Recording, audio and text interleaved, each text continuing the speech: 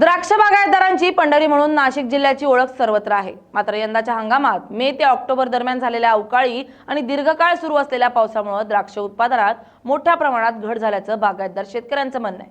नेमकं द्राक्ष बागायतदारांना काय फटका बसलाय या संदर्भातला हा स्पेशल रिपोर्ट। सध्या निसर्गाचा काहीच भरोसा राहिलेला नाही। पाऊस कधीही हजेरी लावत असल्यानं शेतकरी हवालदिल झालाय।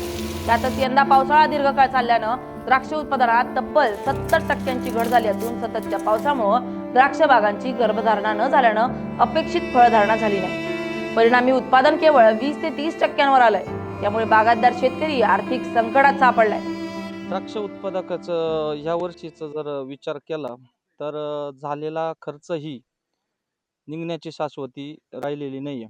कारण की या वर्षीचा जो खर्च उन्हाळ्यामध्ये पाऊस असल्यामुळे तो खर्च डबल झालेला आहे।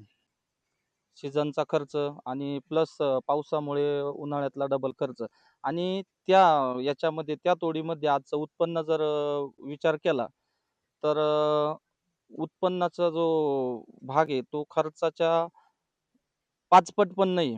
त्याच्यामुळं आजची जी परिस्थिती आहे द्राक्ष शेतीची ती खूपच बिकट आहे।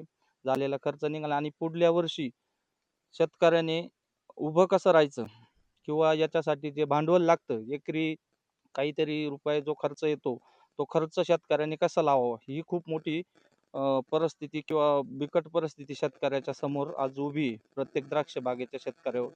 आणि असंच जर पावसाचं जर प्रमाण जर ह्याच परिस्थितीत जर राहिलं तर द्राक्ष शेती धोक्यात येण्याची शक्यता दाट वाटते।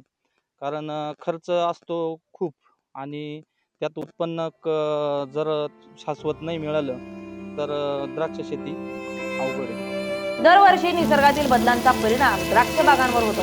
मात्र यंदाचा फटका अधिक तीव्र असल्यानं शेतकऱ्यांचं म्हणणं आहे वाढीच्या महत्त्वाच्या काळात झालेल्या पावसामुळे रोगराई वाढली, फुलधारणा कमी झाली आणि फळांची गुणवत्ता घसरली। त्यामुळे बाजारपेठेतही योग्य दर मिळण्याची शक्यता कमी झाली। उत्पादन घटल्यानं द्राक्ष बागा जगवण्यासाठी केलेला खर्चही निघणार नसल्याची भीती बागायतदार व्यक्त करतात। खतं, औषधं, मजुरी, पाणी व्यवस्थापन आणि देखभालीसाठी मोठा खर्च झाला असून उत्पन्न कमी झाल्यानं तो भरून निघणं कठीण झालंय। आता साहेब खरं सांगायचं म्हणजे 30% घट झाली म्हणजे हा फार मोठं शेतकऱ्याचं नुकसान आहे। शेतकऱ्याचं तर आहेच आहे, पण आपल्या जे बाहेरून जो आपला परकीय चलन जे येतं आपल्या देशासाठी त्याच्यात पण मोठ्या प्रमाणात घट होणार आहे साहेब। कारण शेवटी शेतकरी इतका आजकाल डबघाईला चाललाय का त्याला आता 6 मे पासून तुम्ही सांगा पाऊस चालू झाला तर नोव्हेंबरपर्यंत पाऊस चालला। आमच्या मालकाड्याच तयार झाल्या नाही द्राक्षाच्या आणि मालकाड्या तयार झाल्या नसल्यामुळे द्राक्षाला मालच आले नाही। त्यामुळे आम्हाला द्राक्ष बाग तोडायची वेळ आली आणि जे काही थोडेफार वाचत होते ते त्याला स्प्रेइंगला इतका खर्च आला कारण पाऊस चालू होता। आणि आज जर विचार केला तर शेतकऱ्यांनी शेती करायची कशी असा त्याचा मोठा फार प्रश्न आहे। याच्याकडं सरकारने थोडंसं बारकाईने लक्ष द्यायला पाहिजे।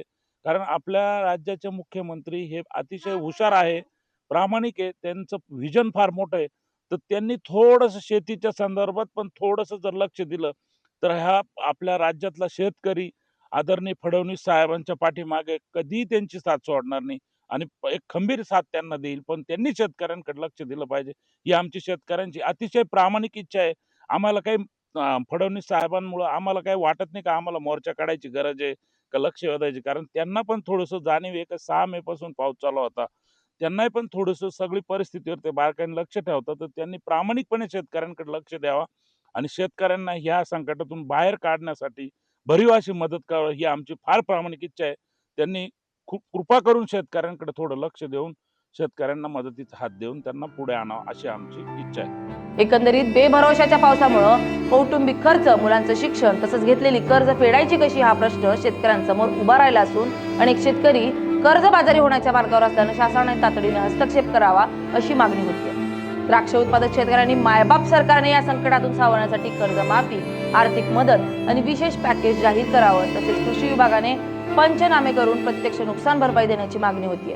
LS मराठीसाठी प्रतिनिधी अशोक बिदरी, चांदवड, नाशिक।